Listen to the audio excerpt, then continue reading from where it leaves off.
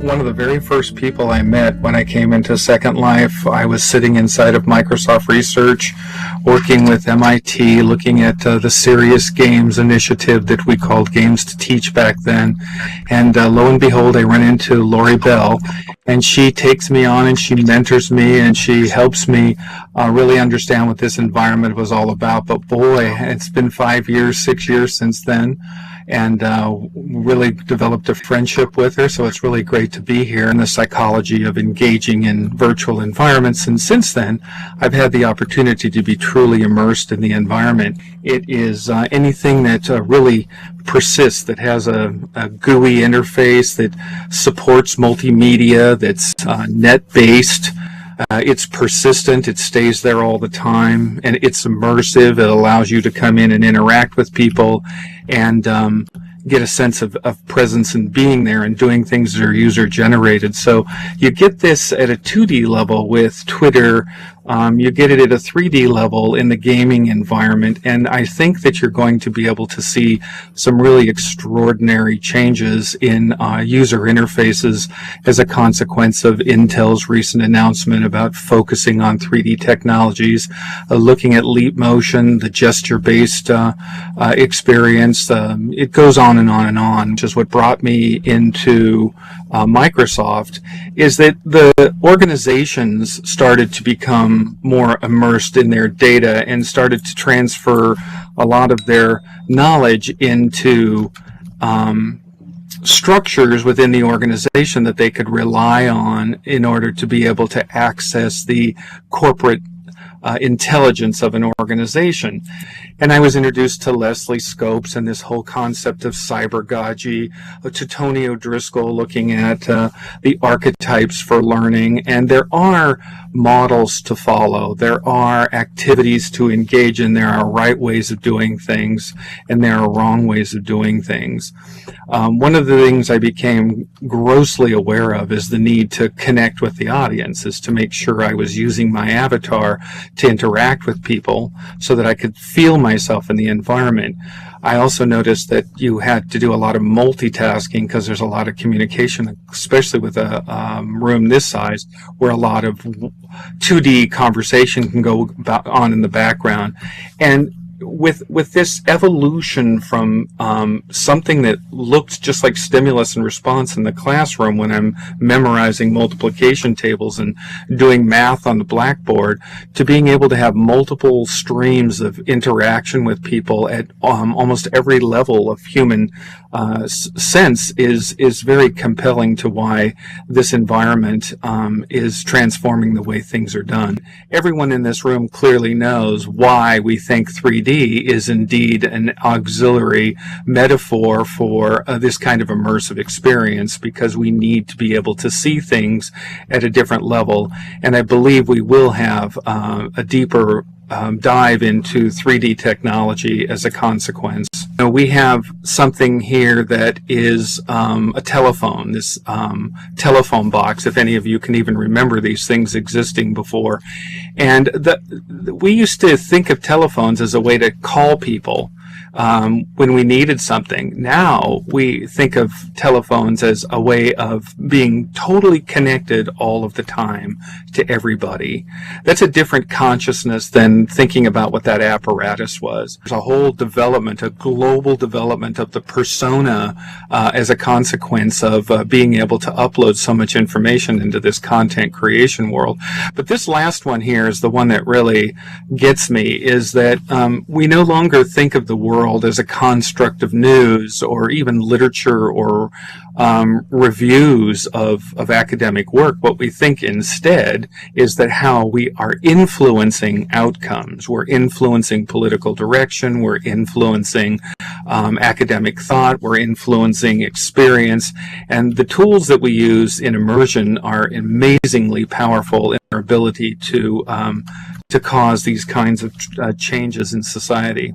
So you have learning theory, as you can see in this slide here, basically kind of capturing this whole notion of we're moving into structure, we're moving into content, we're moving into people living within the environment and being connected.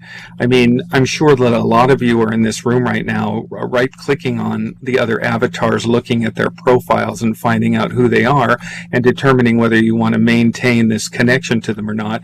And you probably are thinking of this environment as being an accelerated LinkedIn, so these are the people that you want to know in this environment because they knew to come here and they know to be present in the environment. I have expanded this whole concept of intelligence because what I want to do is I want to shift your thinking a little bit to start thinking about, well, what else should you be creating here besides objects and besides just places that we go to where we sit down and interact with each other. We want to get to a different level of interactivity. So this is going to be an experiment because there's so many of you, but if you will walk over with me here around the corner to my opinionator, some of you may have seen this and some of you may have not. But I'm going to ask you a question is, how many of you think you can tell me what the other symbols up there represent? What other kinds of intelligence are we talking about? The G stands for general intelligence, which is basically your ability to reason, to communicate, you know, your basic skills that you learn in preschool. But how many of you I think that you can give 100% of you can tell me what those other symbols stand for. And you can picture doing this with anything, actually. You can kind of give me a sense for whom I might call on. Like, look at these two folks over here. They kind of are the brave people who think that they can give me some insight into what other those intelligences are. How quickly can you recall information that has been introduced to you several weeks ago or several months ago, and as you're figuring out how to use virtual worlds in very immersive and innovative ways, how are you accommodating for long-term information? Are you using tones to grab people's attention? Are you making people choose something based upon their musical and auditory abilities? Since there are different kinds of intelligences and we think about how to engage people in this environment, are we using these other intelligences? Well, as you can see, that how do you achieve virtuality? And looking at the screen, you can see that you can do it in several ways these days. Just briefly, look at the new technology like the iPhones. Look at the video conferencing, which I think is absolutely going to go wild in the next couple of years because of the sequestration, the lack of budgets, the ability to train 10,000 people. There's got to be virtual technology that brings people together and makes them interact with each other. The Geminoids are these robots that are created in Japan that are so lifelike, people are having trouble distinguishing them from real people and attaching themselves to them very deeply. And as Sherry Turkle has been writing about this in her rethinking about virtuality and whether it's a safe thing to do, because people are making these amazing attachments to these artificial objects or these artificial people. And we're probably doing the same thing in the avatar world as well. So it's something that the closer you get to reality, the more uncanny the person is, because they're starting to, and people use this term all the time, that scares me a little bit, which means that, you know, there is something to fear because your instincts are coming to fruition. The director of the Defense Center of Excellence for Cybersecurity at the University of Washington, who teaches with me quite often in virtual worlds. And she talks a lot about cybersecurity and how easy it is to steal from you and how easy it is to imitate you. And she's really interested in virtual worlds because she's wondering, as I have posited to her, that maybe there are non-verbal ways of checking security when you're interacting with somebody. If I go up to a certain person and I interact with them, like Mary here in the front, I've never seen Mary before, but I know that she wore pink hair the last time I saw her. So one of the things I'm going to record in my mind is this visual effect of Mary having pink hair. The next time I see Mary, if she doesn't have pink hair, then I'm going to have to start asking myself a couple questions. about who is Mary. Then I'm going to observe Mary over time, especially if I have an immersed Mary in my world and she's in my class often, or she's doing business dealings with me often.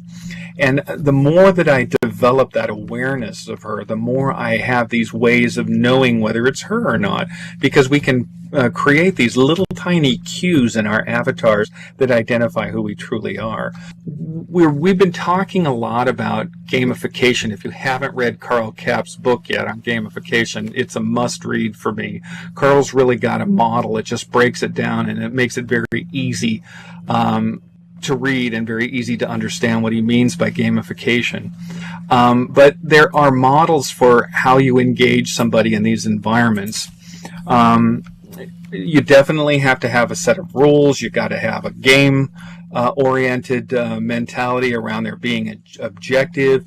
You have to think about whether you're being collaborative in your game and you're working together to achieve a goal, whether you're being conflicting in the environment, you want to actually destroy the other person, or you want to be combative, where you want to compete, or competitive, where you want to compete against the other person, and you're more interested in your winning, not the other person losing. But each one of those three aspects, conflict, competition, and collaboration, are part of the serious gaming model that you need to be thinking about when designing in these environments. Another thing that I wanted to bring up is this concept of interoperability, something that spends a lot of cycles in my head as I'm trying to think about what's the proper use of text, what is the proper use of graphics and of pictures in the environment, because notice we have a tendency to do that in the environment. And when do you appropriately get involved in something as real as running away from a dinosaur in a 3D movie where you're actually running for your life? Each one of these having their implication on learning, as you well know. But I believe there's a psychology, and if you haven't read Infinite Reality by Blazkowicz and Balanson yet, I use it as a textbook because I'm so enamored of it, is this whole concept of proxemics, right?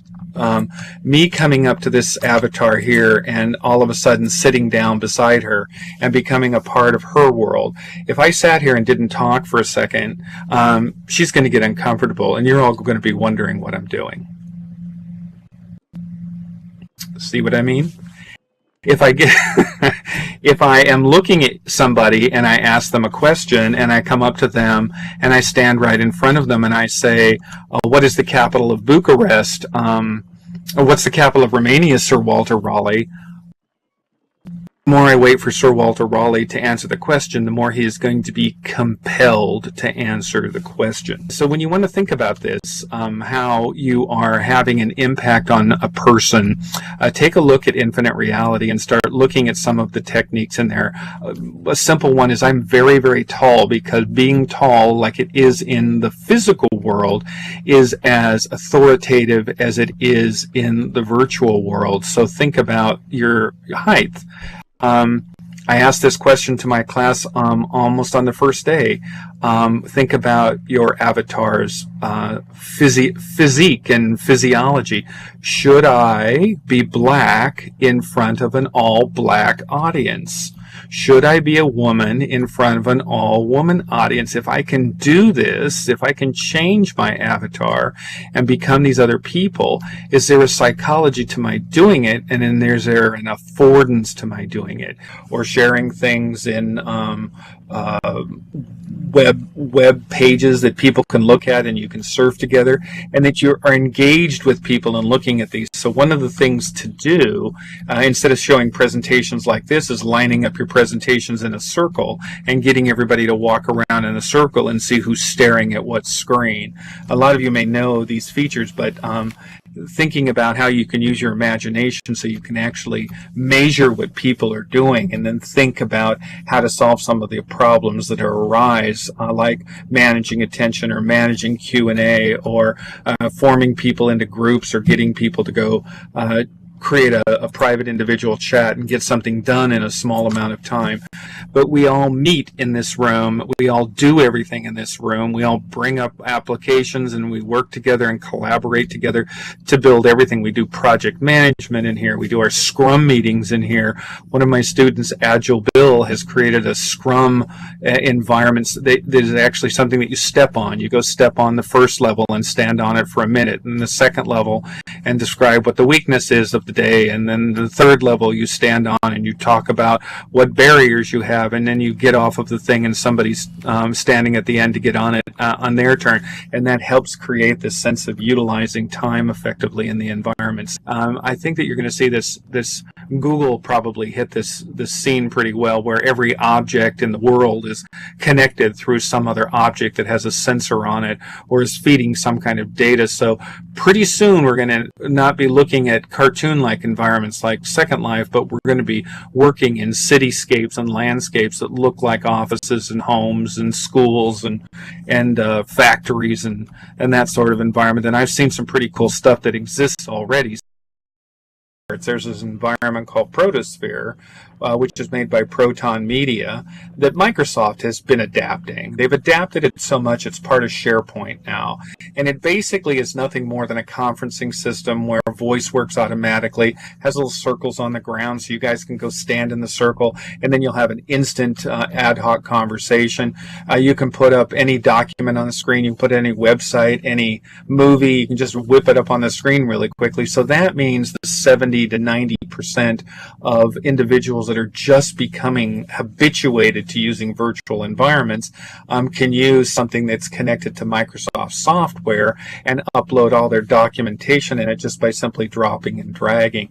Well, it's also connected to Lync, which is Microsoft's unified communication tool. So like we use Friends in this environment, they can see everybody in their company and all of the very interesting big data that's being associated now in SharePoint and Lync that allows people to see what other people's competencies are, what their skill levels are. Well, this is my last slide. Yes, you can have the whole world.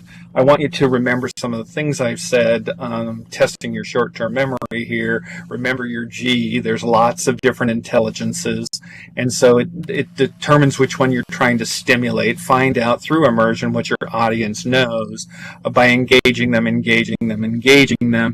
if you really are doing this right, you live in this environment or whatever your immersive environment is. Let it be Skype or Lync or whatever, but stay really connected to people, because that's where all this convergence is happening, and that's where companies are starting to measure people and watching what their behaviors are. How many likes do you have? How many people that you're associated to use your metadata,